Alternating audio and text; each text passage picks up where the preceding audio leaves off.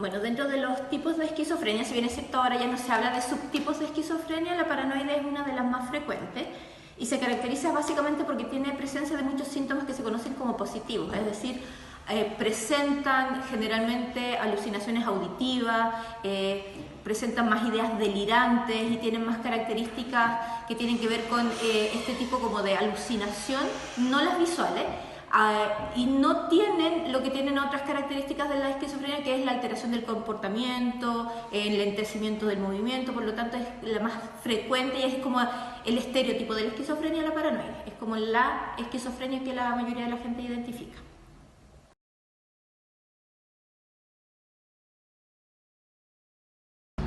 Esta es la historia de una mujer de 24 años de edad con diagnóstico de esquizofrenia paranoide, consumidora de drogas y pasa noche en las calles aún teniendo el apoyo de su familia, pero ella rechaza el apoyo de estos.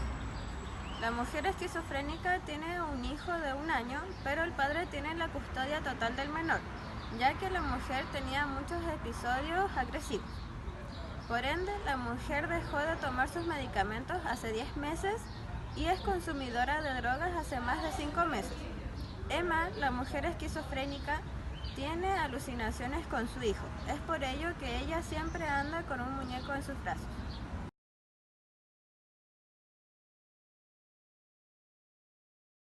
Evidentemente, como cualquier patología, porque la esquizofrenia se considera igual una patología crónica, el no seguir la indicación de tratamiento farmacológico aumenta el riesgo de sufrir crisis y descompensaciones en estos pacientes y que evidentemente viene asociado con todo lo que eso implica, la carga social, la carga familiar y el costo además que implica un paciente que está constantemente y reiterativamente consultando los servicios de urgencia por sus descompensaciones en su patología.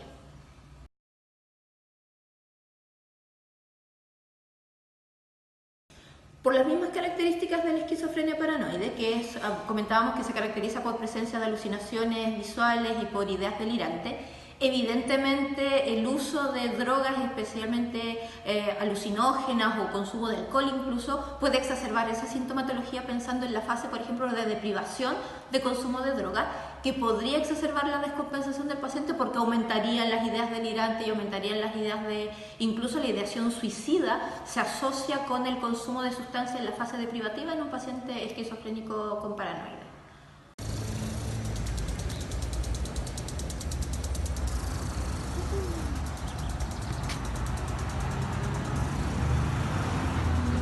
Tía, mira, te están burlando de mis sueños, allá, detrás del árbol, allá.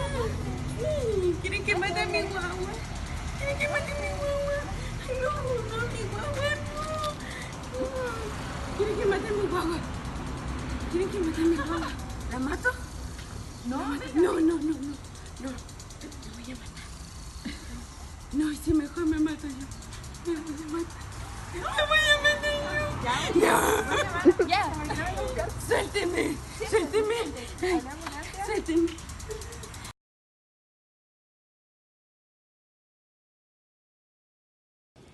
En general, como los pacientes paranoides presentan esta idea de persecución, como la sensación de que les quieren hacer daño, lo más común es, y el riesgo que se corre es el uso de armas cortopunzantes en general, incluso vidrios o cualquier elemento que pueda servirles como para defenderse en este proceso de su descompensación.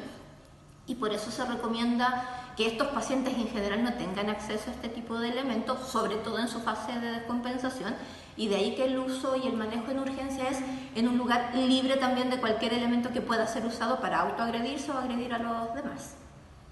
No, me quiero matar, no, me se está burlando de mí, se está burlando de No. Estaba súper agitada y ando con una huevo de mentira. Por favor, venga luego ya.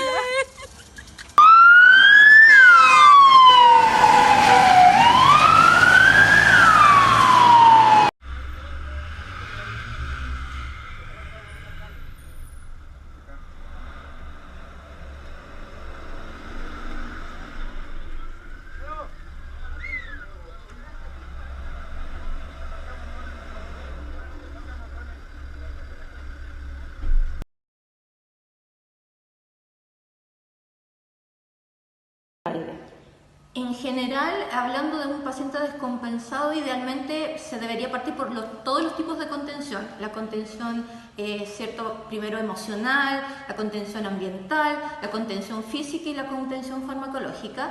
Evidentemente en este paciente y en este tipo de pacientes se utiliza, yo diría, la mayoría de las contenciones porque lo último que se hace es la compensación farmacológica o la contención farmacológica, y el medicamento más usado en el servicio de urgencia generalmente es el Aldol, que tiene la ventaja de ser un antipsicótico de primera generación, que tiene menos complicaciones que los nuevos antipsicóticos que se indican, y la ventaja de que es un sedante, se consideraba antiguamente un sedante mayor, que logra contener a este paciente más agresivo y que está muy descompensado.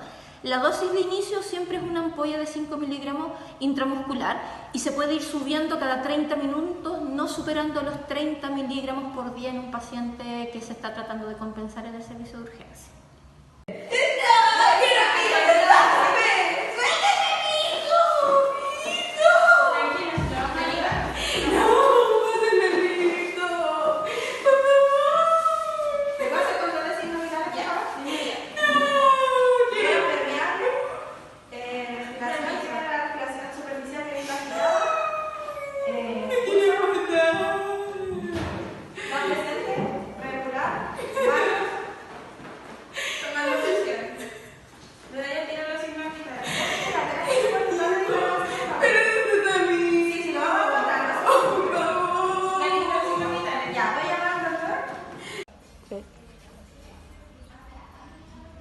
¿Aló?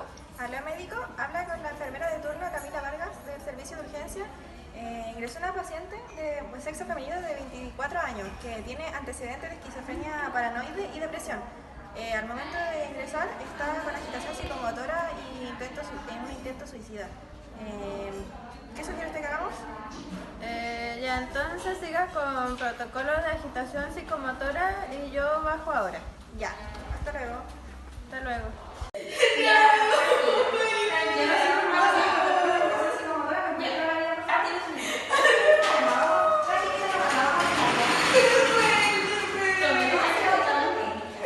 Revisa el medicamento, verifica los puntos correctos. Ya, listo. Ya, Rocío, se queda materializando a la paciente, por favor, ya que el medicamento puede generar depresión respiratoria. Yo voy vuelvo enseguida. Ya.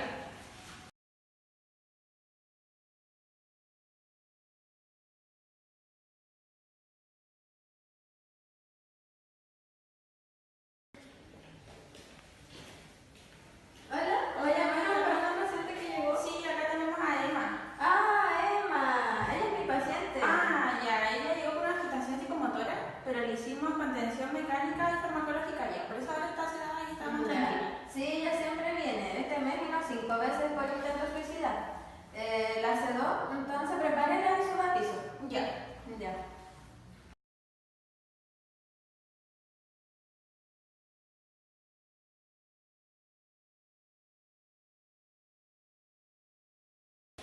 Bueno, en general, en lo relativo a lo que tiene que ver con el seguimiento, en general el protocolo del paciente descompensado que sigue en servicio de urgencia es llegar hasta la compensación con este medicamento que es el Aldol, con este incremento de 5 miligramos cada 30 minutos, no exagerando o pasando de la dosis máxima permitida que es hasta 30 miligramos.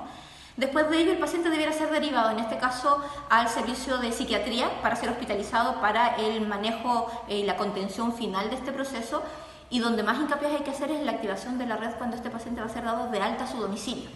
Técnicamente, si un paciente llegó descompensado de urgencia, es un paciente que no está con tratamiento farmacológico o no lo está siguiendo, y por lo tanto lo importante es que la enfermera del servicio de salud mental pueda hacer el contacto con atención primaria donde este usuario debiera estarse controlando para el reinicio del tratamiento y el seguimiento, porque el riesgo de intento suicida en un paciente esquizofrénico siempre se da posterior a estas dadas de altas de los hospitales, porque es este proceso donde el paciente se da cuenta que nuevamente se descompensó, que nuevamente pasó por esta crisis, y es ahí donde viene el mayor riesgo de intento suicida y por lo tanto el seguimiento durante la hospitalización, pero para darlo de alta es lo más importante, donde la red debiera activarse con estos pacientes, sobre todo en el rescate de reinicio de tratamiento o de modificar el tratamiento que este paciente está siguiendo y con las intervenciones psicosociales que correspondan.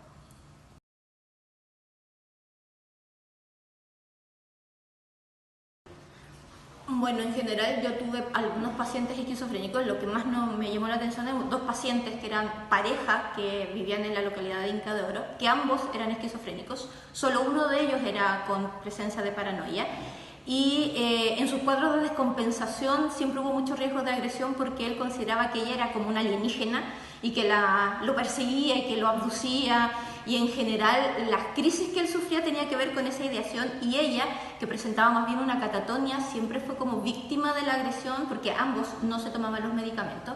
Y nosotros en este caso nos convertíamos casi como en superhéroes y éramos como los de la NASA que lo protegían de este alienígena, y era para inyectarles básicamente el aldol, que era como este escudo protector que con ese medicamento, o mejor dicho con esa inyección, lo protegíamos de ser abducido de los extraterrestres. Pero en general, y una de las indicaciones que uno tiene es que súper importante es el seguimiento de los pacientes cuando se dan de alta del servicio de urgencia, porque el mayor riesgo de suicidio viene después de que se dan de alta de los servicios de urgencia, cuando se compensa una crisis solamente en el servicio y no se hace continuación posterior.